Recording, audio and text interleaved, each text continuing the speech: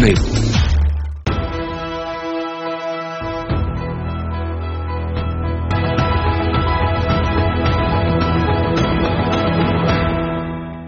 Hello and welcome to another episode of United Technologies presents Transforming Cities, Transforming India in partnership with CNBC TV18 and moneycontrol.com.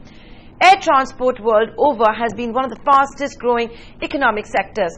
This week we take a look at the future of Indian aviation sector, which is on a high growth trajectory and is expected to be the largest aviation market by 2030. On the show today we have Aditya Ghosh, the president of Indigo Airlines, who speaks to us about how Indigo leaves no stone unturned to save costs. Captain K.N. Babu, the CEO of Air Costa, an emerging regional airline of the South, he shares with us his insights on the struggles a regional airline faces every day to keep the fleet up and running. Palash Roy Chaudhary, the country manager of Pratt & Whitney, UTC India, he shares his perception on which direction the Indian aviation is headed for. And last but not least, expert inputs by Amber Dubey, the partner and head of Aerospace and Defence, KPMG in India.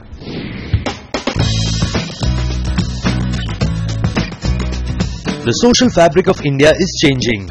Air travel is no more considered rare and a style statement. According to CRISIL, airlines in India are projected to record a collective operating profit of 8,100 crore rupees this fiscal. You know, we're a very social sort of culture. Families are very connected. So a lot of the times people would not take a job opportunity in another city thinking I'm only going to get a certain amount of leave, and how do I come back home if my parents need me? How do I come back home if somebody falls ill? Or how do I participate in a social function or a religious festival? In the last few years, that has completely changed, and people are making trips 3 or 4 times a year. People are making trips for shorter periods of time. So, where the fastest train between Delhi and Mumbai is, let's say, 16 hours, the average Indigo flight is 1 hour 50 minutes or 2 hours. It just has completely transformed the way people look at opportunities, people look at time, people look at being able to progress their future. So at multiple layers, it's bringing about a change in our physical being. It's bringing about a change in our social network, and the third is that it is bringing about a change in the way we look at life and certain opportunities.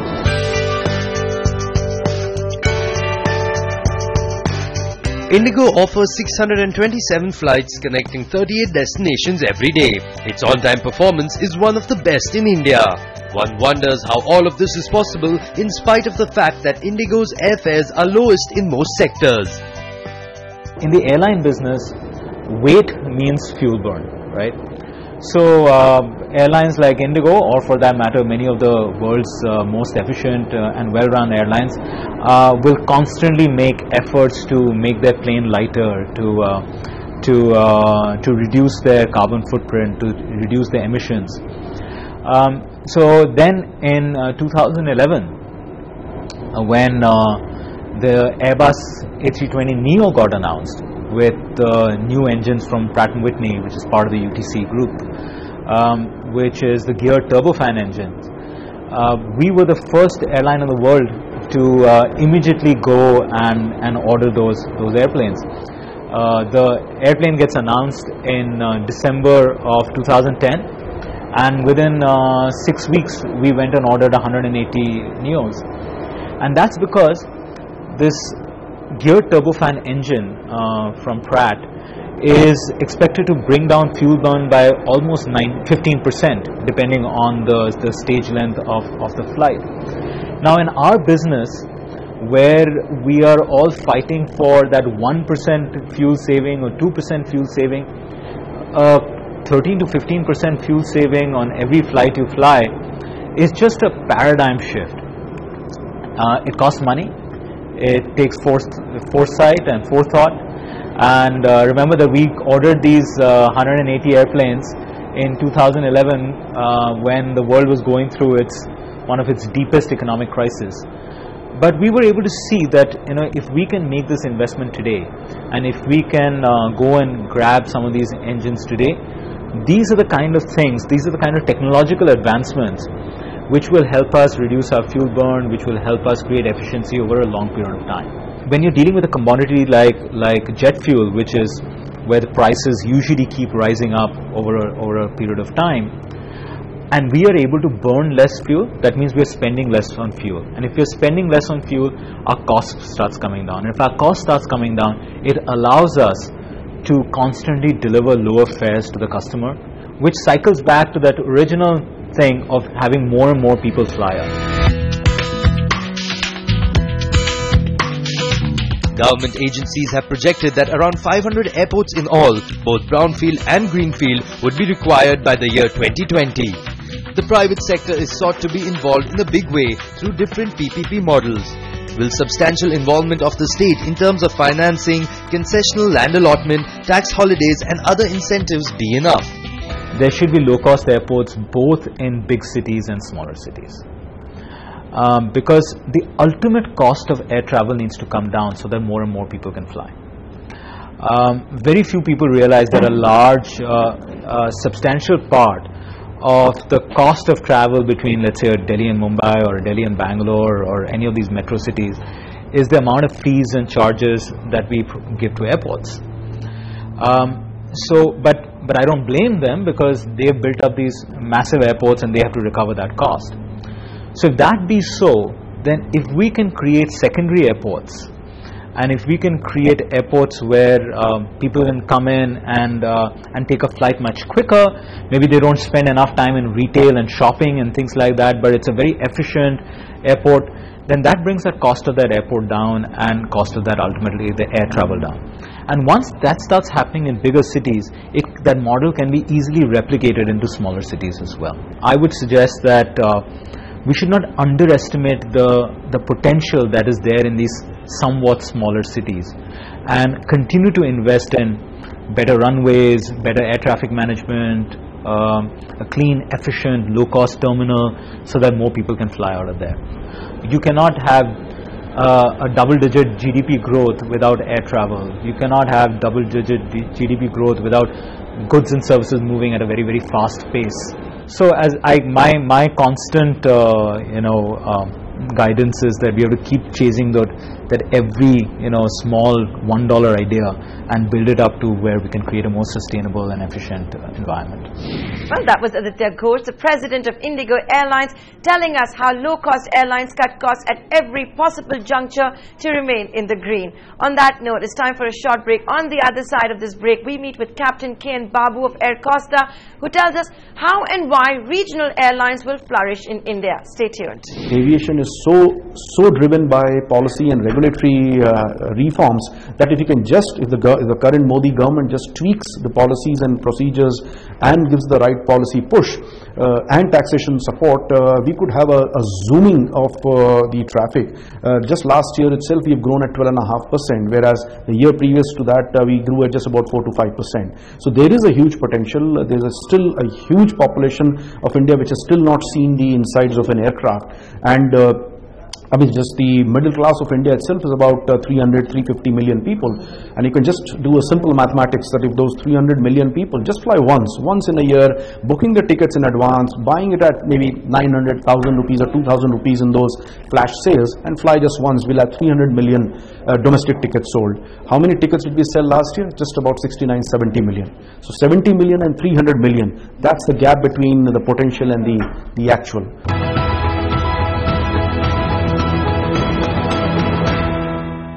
Welcome back to United Technologies presents Transforming Cities, Transforming India. This week we're focusing on the future of air travel in India. Up next, we're going to be in conversation with Captain K.N. Babu of Air Costa, one of South India's leading regional airlines.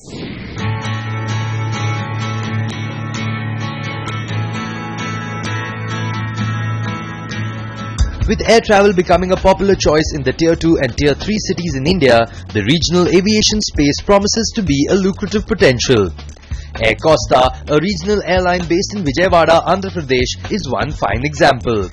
It all started with the vision of the chairman Ramesh Lingamaneni, a real estate developer who believed that aviation in the region would help develop the region. Today, with a fleet of just 4 aircrafts, Air Costa last month achieved the magic milestone of flying 1 million passengers in less than 2 years of operations. 30 years back, it was only the national carriers which were there. So today, they have privatized. Indian aviation sector got privatization. That is, open sky policy came in the year 93. After that, you see the difference has come in. You have a better equipment come in. Better affordable for passengers to travel. The cost of tickets have been very, very low compared to what it was. Like any other airline, we did go through all the regulatory requirements, and those were the major challenges we had. And we being the first regional airline, we did have the initial little bit of hitches. And we are the first airline to start out of a 2-tier city. Otherwise, normally all the airlines are out of either Bombay, Calcutta, or Delhi and Calcutta regions. So there was a difficulty in getting the manpower initially to trying to convince them to come into this place. Today we have a good team. We have completed 1.5 years, without which we wouldn't have been able to. Every member in our organization is like a family. They look after themselves and the airline. We have come up with these aircrafts which are known for the regional connectivity, ideally suited as 112 seaters, jet aircrafts. And the other advantage we have here is 2x2 seating, which most of the customers prefer.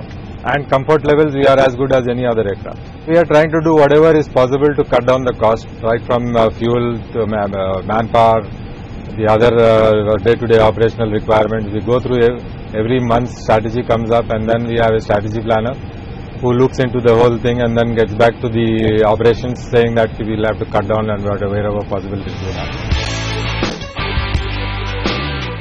After 1.5 years of operations, Air Costa has clocked a load capacity of close to 76%, which is at par to any national airline in the country. So how different is it to run a regional airline, and what are the challenges? I don't think there is any difference between regional and national carriers. Being a regional airline, we are focused to the region, one. We are trying to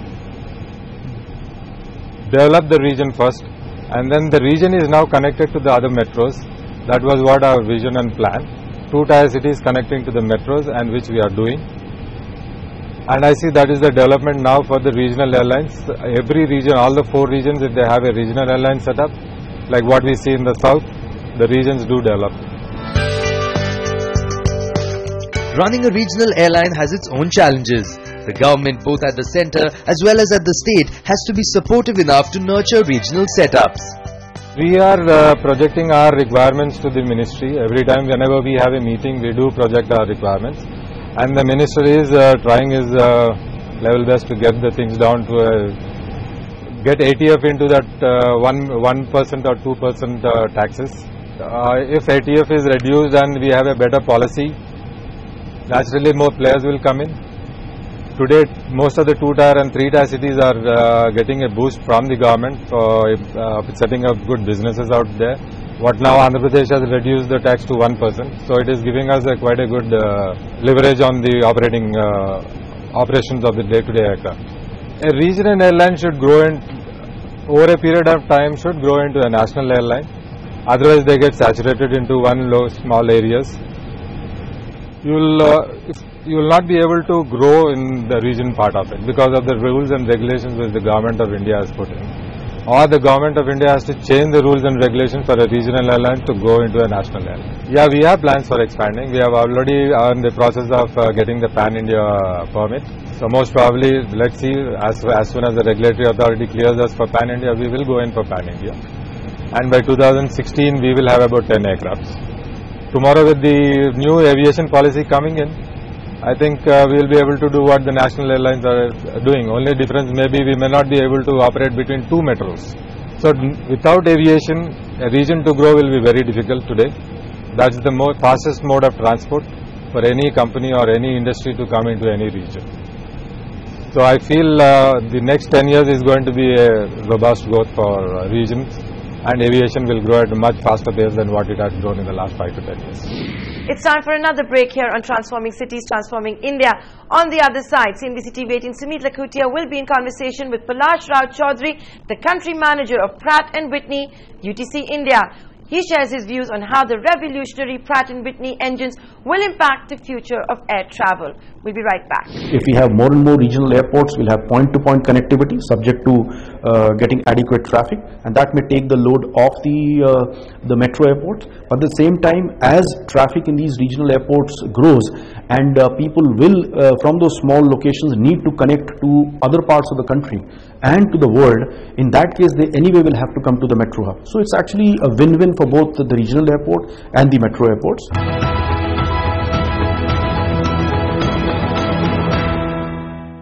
Welcome back to United Technologies presents Transforming Cities, Transforming India. Up next, CNBC TV18 Sumit Lakhutia is going to be in conversation with Palash Roy Chaudhary, the country manager of Pratt & Whitney, UTC India. He shares with us his views on the future of air travel in the country. Hi Palash, welcome to the series. When we talk about airlines, now airlines are fantastic to connect a vast country like India, but to be honest, they've not been the easiest industry to start a business in. Do you think things are improving for them here now in India? Look, as far as the aviation industry is concerned, many people say it's a difficult industry, maybe. But if you look at India, it's been one of the fastest growing aviation sectors in the world. The CAGR over the last 10 years has been above 10%. And much of that is driven by the fundamentals that are underlying.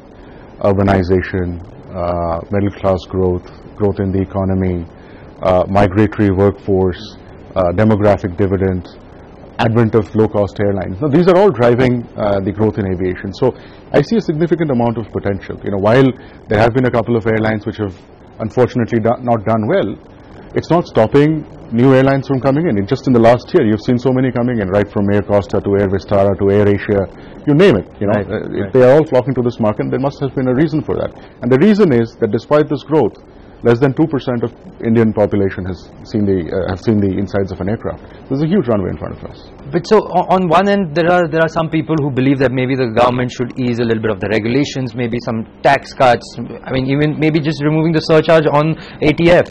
Do you think that's feasible? Would that help? Of course. If you look at aviation, it's a high capital intensive industry, right? As you mentioned, it's difficult to get into. The operating environment in India is tough for a multitude of reasons. If you look at aviation turbine fuel, there's a significant amount of surcharge on that. The other piece is the landing and parking charges, right? In addition to that, in India, so when we are buying aircraft, we're buying using foreign currency. We're buying jet fuel, it's on foreign currency. Maintenance and repair, none of that happens in India, that's on foreign currency. So there's currency shocks also that the airlines have to bear. So those are financial. Then there is operational issues, lack of infrastructure. So the government has put a lot of focus in the last few years, and we have seen modernization of the hub airports, the Delhi airport, Mumbai, Bangalore, Hyderabad. And the government is also talking a lot about the regional airports. The government is identifying regional airports that it wants to develop. Do you think that two parts. Would that be a big push, obviously, for the industry? But also, do you think that would give rise to regional airlines that might maybe be more profitable than a full nationwide carrier? There are, more than 50 flights from Delhi to Mumbai every day, right? Just from within a few airlines. So the next growth is definitely going to happen in tier 2, tier 3 cities. So that's a given. What that will need is regional airports, right? This will also give rise to regional airlines, which will connect point to point in tier 2, tier 3 destinations. How we develop the business model of those airlines, as well as the airports, will be a key determinant to how successful financially, commercially they will be. Palash, so when we're talking about airlines, fuel is an important part, is a large chunk of their cost, because I think about 30 to 40% is what it costs them in fuel. How are you at Pratt & Whitney developing maybe new technologies in engines that are making them more energy efficient? Pratt & Whitney, we invested billions of dollars over the last 15 years in developing a technology called the gear turbofan. What happens is we have created a geared a patented gear which decouples the fan from the front of the engine from the low pressure spool that traditional conventional engines are tied to. So what that does in the conventional engine is that it creates a trade-off. The fan wants to run slower as you get bigger, which if it's tied to the low pressure spool, it also makes the turbine run slower. Turbine efficiency goes up with speed. Therefore, there was a trade-off. So what we have done is we have introduced this gear which decouples the fan from the turbine. Therefore, the fan can run much slower than the turbine, and therefore efficiency and therefore fuel burn goes down by up to 16%. Now, if you, as we just discussed, between 30 and 40% of an airline's operating cost is fuel. If you reduce 16% of that, it's huge savings for airlines which are running at razor-thin margins. So that's why our engines in India have been very, very well accepted. Thank you, Palash, for talking to us, and here's hoping that we see many more Indians in the skies in the way ahead. Thank you so much for talking to us. Thank you for having me. That's all we have time for this week. In our next episode, we're going to focus on helicopters and smaller aircrafts that are being used in disaster management and emergency medical services in India. From the entire team, many thanks for watching. A lot of foreign passengers which come into India do suffer on account of erratic or costly connections to the final destination, which could be a place of religious, cultural, historical or natural tourism. And the biggest reason is, of course, the very high taxation that we see in the domestic sector. The cost of the ATF, the jet fuel in India, is one of the costliest in the world, almost 60% costlier than what we have in, say, the Southeast Asia or the Gulf countries. Now, in a poor country like India, if you sell jet fuel, which accounts for almost half of the cost structure of an airline, and that one item is 60% costlier than our competing nations, there's no way that the domestic flight ticket is going to be cheap.